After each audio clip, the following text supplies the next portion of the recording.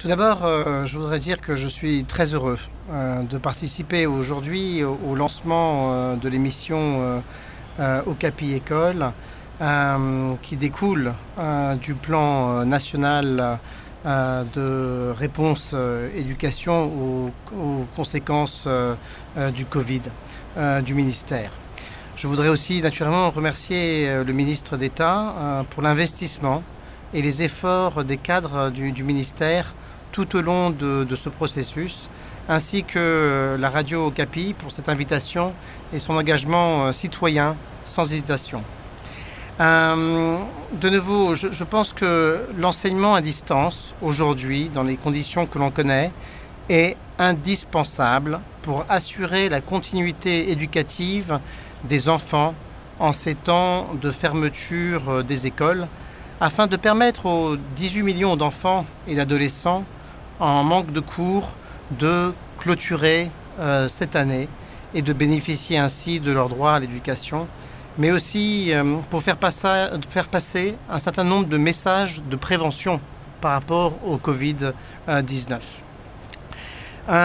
Nous supportons le plan du gouvernement dans 4 approches distinctes. La première, c'est les radios. La radio est un très bon outil pour pouvoir accéder à la majorité des enfants de ce pays.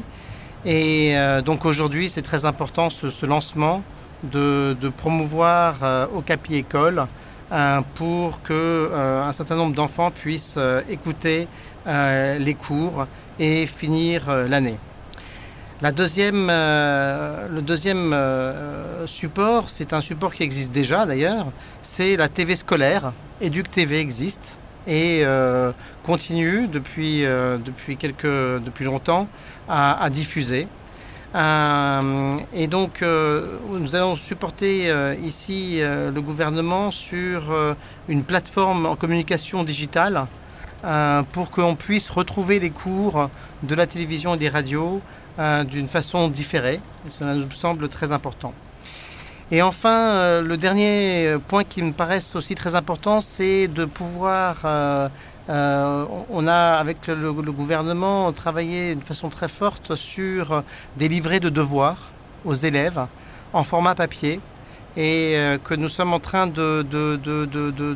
d'envoyer via le ministère aux différents ministères provinciaux pour qu'ils puissent être dupliqués et distribués à travers tout le pays. Alors vous avez raison Jean-Marc, c'est une première. Radio Okapi a 18 ans et jamais, à ma connaissance, nous n'avons mis en place des cours comme ça pour les enfants. Ce que je veux vraiment dire, c'est que nous sommes très heureux d'être aux côtés du ministère de l'Éducation primaire, secondaire et technique en partenariat avec l'UNICEF. Et nous avons conscience ici que c'est une réponse exceptionnelle à une situation exceptionnelle.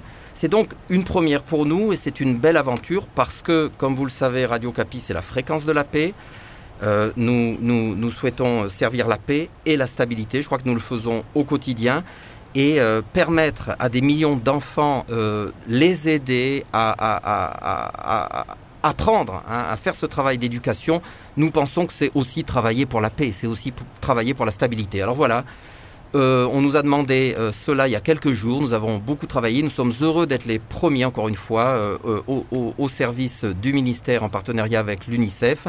Ce n'est pas un cours proprement dit, ça ne veut pas dire que les enfants vont trouver exactement le même contenu que quand ils vont à l'école. Mais je crois que c'est formidable, non seulement pour les enfants et pour les parents, de savoir que tous les jours, à partir de demain, à 9h du matin et à 14h, heure de Kinshasa, donc 10h et 15h à l'Est, ils pourront avoir rendez-vous avec leur professeur. C'est vous qui avez travaillé, Jean-Marc, d'arrache-pied sur ça. Ils auront rendez-vous avec leurs professeurs, toujours les mêmes, et ça c'est déjà quelque chose de psychologiquement très très important.